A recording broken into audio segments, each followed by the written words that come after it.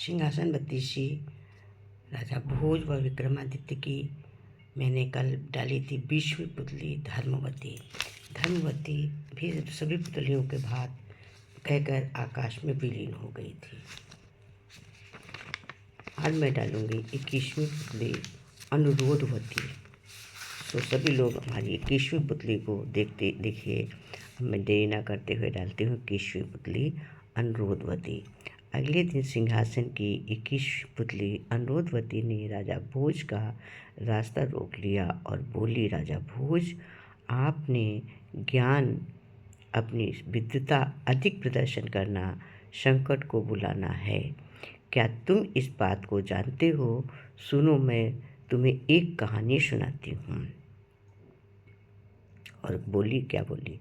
पुतली बोली, सुनो राजा भोज, माधव नामक अत्यंत मेधावी और सर्वकला पारंगत युवक था। संसार का शायद ही कोई विषय उससे कहाँ छूटा था। इसके साथ साथ वो अत्यंत स्पष्ट वक्ता भी था। निर्भीकता उसमें कूट कूट कर भरी थी। वो बेहिचक किसी भी बात को कह डालता था। इस कारण वो जहाँ भी जाता कुछ समय बाद अपनी इस प्रकार की हेठी के कारण निकाल दिया जाता। एक दिन माधव एक अन्य राज्य मलय देश के राजमहल में गया और द्वारपाल से कहा, तुम राजा को सूचना दो, महापंडित माधव उसके दर्शन करना चाहता है। द्वारपाल ने कहा, आपको थोड़ा रुकना पड़ेगा। इस समय महाराजा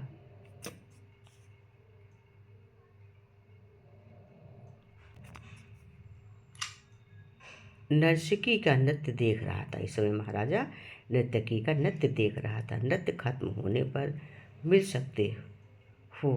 माधव वहीं बैठ गया। नृत्य पूरा यौवन पर था। मृदंग तथा अन्य वाद्य पूरे जोश पर थे। अजब समान नृत्य गायन का बंधा था। राजा कामसेन और सारा दरबार झूम रहा था। अचानक माधव का चेहरा तमतमा गया। वो बोला, कैसे मूर्ख अज्ञानी लोग वहाँ पर हैं। एक सजिंदा दोषपूर्ण वादन कर रहा है। पकड़ नहीं पा रहे हैं। 7 गधे बैठे हैं। महफिल में द्वारपाल चौंक गया।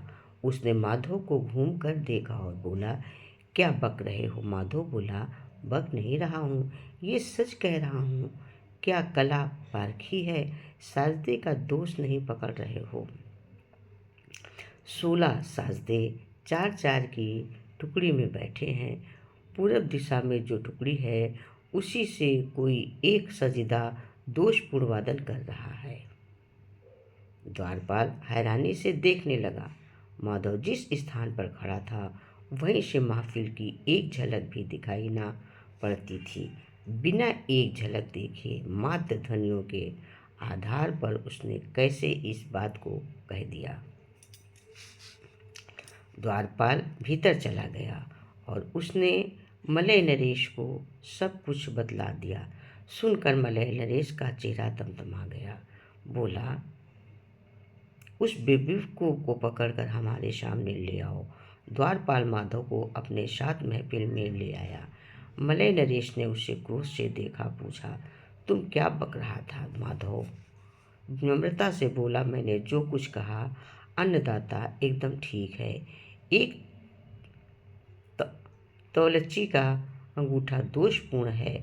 मलय नरेश ने उस समूह के तवलचियों को बुलाया। सबके अंगूठे ध्यान से देखे गए।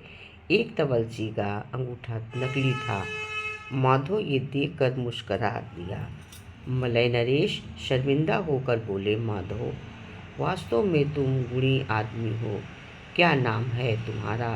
परिचय दो अपना। माधव ने अपना संपूर्ण परिचय दिया।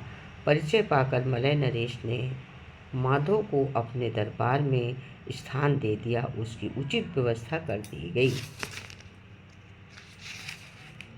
मलय नरेश आश्रय से माधव राव सुखपूर्वक रहने लगे। एक दिन दरबार से अत्यंत कुशल नर्तकी आई। उसने नृत्य का आयोजन किया। महफिल सज गई। माधवराव की उपस्थिति थे। अचानक जाने कहाँ से एक भौरा आ गया और उसके वक्ष स्थल पर बैठ गया।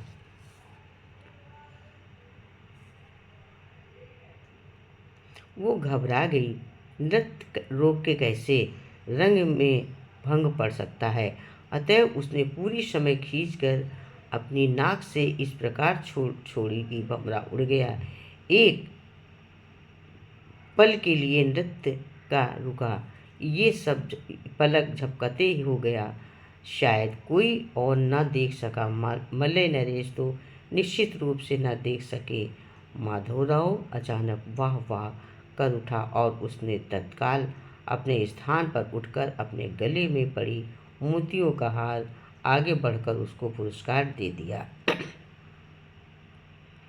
माधवराव ने बतलाया कि किस प्रकार नर्तकी ने वक्ष में भंवरा आकर बैठ गया था, जो नृत्य रोके बिना कैसे कौशल से अपने उसने भगाया। इस पर वो मुग्ध हो गया। इस दृश्य को मलय नरेश देख ना सके।